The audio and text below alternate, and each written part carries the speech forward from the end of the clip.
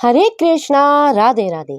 आप सबका वेलकम है वृंदावन सखी में। तो फ्रेंड्स, जैसे कि आप लोग जानते हैं मौनी अमावस्या आने वाली है, तो मौनी अमावस्या पे किस प्रकार हम पूजा करें, तो देख रहे हैं आप सामने तुलसी माता जी विराजमान है, और या फिर आपके घर के आसपास कोई पीपल का पेड़ है, आप उसके नीचे भी बैठ के ये पूजा कर सकते हैं। सबसे पहले हम रोली तुलसी माता को लगाएंगे। तुलसी माता को हमने हल्दी पुष्प चढ़ाना है, हमने माता जी को पुष्प चढ़ाया है, और माघ मास में तिल का विशेष प्रावधान रहता है, तो हम तुलसी मैया को तिल भी चढ़ाएंगे। जला रही हूँ दीप माता जी के आगे।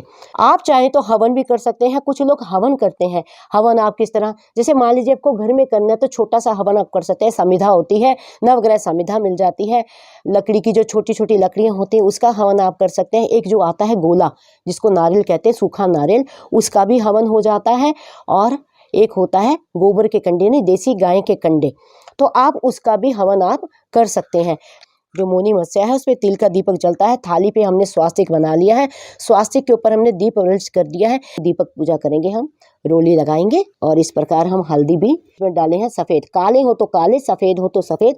तिल जरूर कीजिए, क्योंकि तिल जो है वो विशेष होते हैं, और मौनी अमावस्या पे तिल का विशेष, तिल से स्नान करना, तिल का दान करना, ये सारा विशेष माना जाता है। और देखिए हम ठाकुर जी को भी पुष्प समर्पित कर रहे हैं। हमारे गोपाल जी हैं, बताया था कि मौनी अमावस्या पे सर्वप्रथम आप अपनी दहलीज को साफ कीजिए, और फिर आपने 2 दिए आपने संध्या के समय दीपक आपने जलाने हैं दहलीज के साइडों पे, और एक दीपक जलाना है अपने इष्ट के आगे, और एक दक्षिण दिशा की ओर अपने पितरों के आगे। एक दीप दान आपने आकाश को करना है अपने पितरों के लिए। और फिर आपने घर में विशेष भोग बनाना है।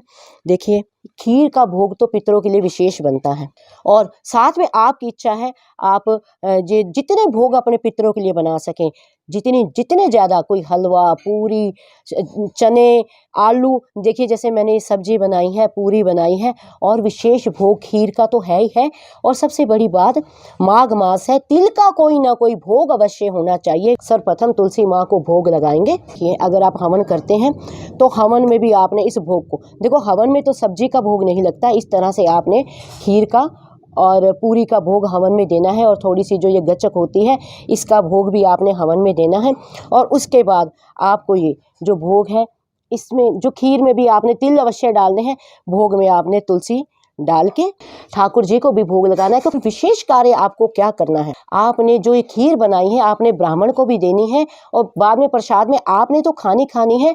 और ये खीर आपने विशेष कुत्ते को और कौवे को जरूर खिलानी है, क्योंकि जो हमारे पितृ होते हैं वो किसी ना किसी रूप में आते हैं, रूप में आके भोग को ग्रहण करते हैं। और जो पितृ आते हैं, तो जब भी पितृ आते हैं तो आपकी सारी बाधाएं हट जाती हैं, सारे कष्ट दूर कर देते हैं। क्योंकि पितरों को भी देवता कहा जाता है, पितृ देवो भव कहते हैं ना।